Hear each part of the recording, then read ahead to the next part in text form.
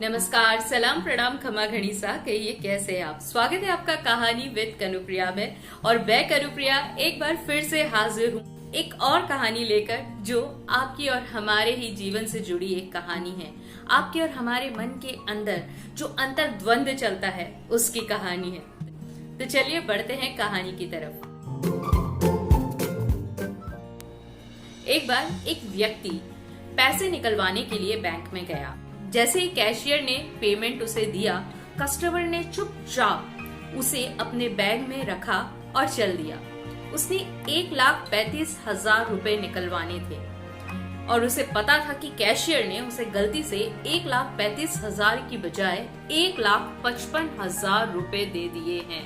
लेकिन उसने ये आभास कराते हुए और ये जतलाते हुए कि उसे कैशियर की ईमानदारी पर पूरा भरोसा है और उसे रुपयों को गिनने की कोई जरूरत नहीं है, ऐसा जतलाते हुए उसने जो पेमेंट था वो फटाफट अपने बैग में रखा और चल दिया। अब इसमें उसका कोई दोष था या नहीं, लेकिन पैसे बैग में रखते ही वो 20,000 रुपए का जो एक्स्ट्रा भार वो लेकर चला था, उसने उसके मन में एक उधेड़ बुन शुरू कर दी। उसके दिमाग में उधेड़ बुन शुरू हो गई। एक बार उसके मन में आया कि ये जो एक्स्ट्रा 20,000 रुपए आ गए हैं उसको जाकर कैशियर को लौटा देना चाहिए। लेकिन फिर उसने सोचा कि उसकी तो इसमें कोई गलती है नहीं, और अगर वो भी कभी किसी को गलती से एक्स्ट्रा पेमेंट दे देता है तो उसे तो कोई एक्स्ट्रा पेमेंट लौटाने के लिए कभी नहीं आता। तो मैं भी ये जो पेमेंट है, जो एक्स्ट्रा गलती से मेरे पास आ गया है, उसे रख लेता। बार बार उसके मन में आ रहा था कि वो 20,000 रुपए जाकर उसको लौटा दे, लेकिन बार बार उसका जो मन था वो उसे एक नया बहाना दे रहा था खोजकर पैसे ना लौटाने का। लेकिन इंसान के अंदर सिर्फ दिमाग ही नहीं होता, दिल और अंतरात्मा भी होती है। रह रहकर उसके अंदर से एक आवाज आती रही कि तुम किसी की गलती का फायदा उठाने से कभी नहीं चूकते और ऊपर से ईमानदार होने का ढोंग रचते हो।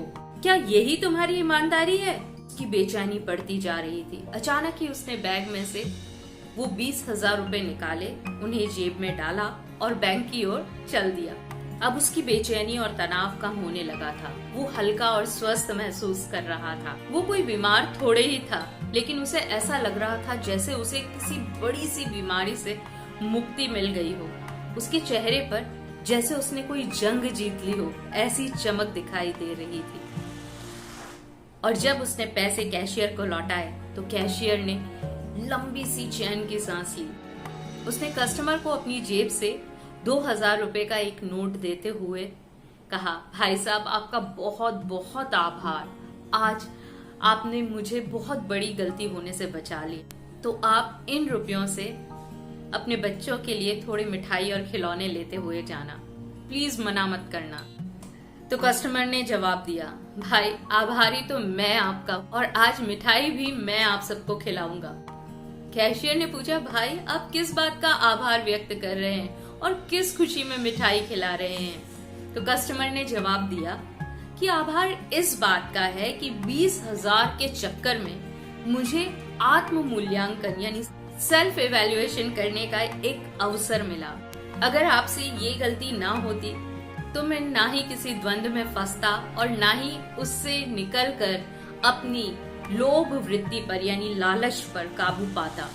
और ये बहुत ही मुश्किल काम था, और घंटों के द्वंद के बाद ही मैं इस लोभ वृत्ति से जीत पाया। और इस दुर्लभ अवसर के लिए मैं आपका तहे दिल से आभारी हूँ।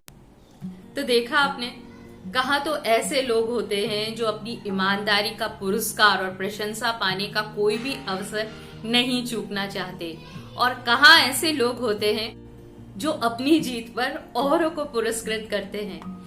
ईमानदारी का वैसे तो कोई पुरस्कार नहीं होता, बल्कि ईमानदारी खुद अपने आप में एक बहुत बहुत बड़ा पुरस्कार है। और अपने लालच पर काबू पाना, अपने लोभ पर काबू पाना कोई सामान्य या कोई साधारण सी बात नहीं है। और ऐसे अवसर भी जीवन में हमें बहुत बड़े सौभाग्य से ही मिलते हैं और ऐसे ईमानदारी के अवसर हमें कभी अपने हाथों से गंवाने नहीं चाहिए, बल्कि उसका उत्सव मनाना चाहिए।